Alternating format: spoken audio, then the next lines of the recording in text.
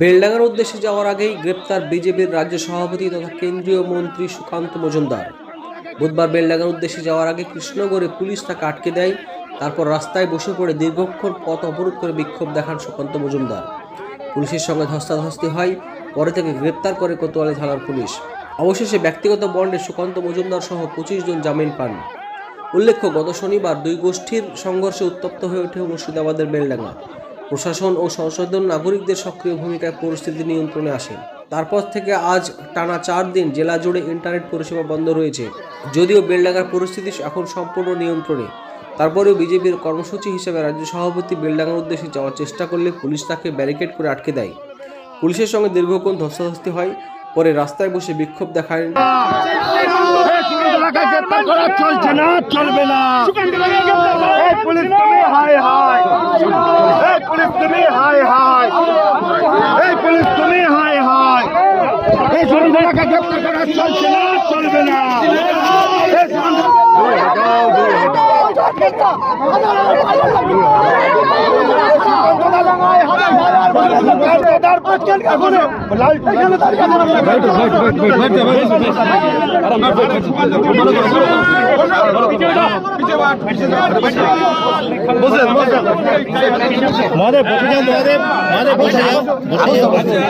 Police তুমি high high, police তুমি high high, police তুমি হাই হাই।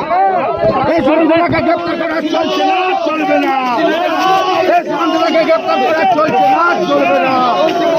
এই পুলিশ তুমি উঠতে ছাড়ো, এই পুলিশ তুমি উঠতে ছাড়ো, পুলিশ তুমি উঠতে ছাড়ো, তুমি উঠতে ছাড়ো, পুলিশ তুমি উঠতে ছাড়ো।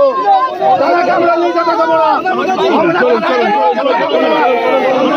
নিয়ে যেতে দেবো না। চলুন চলুন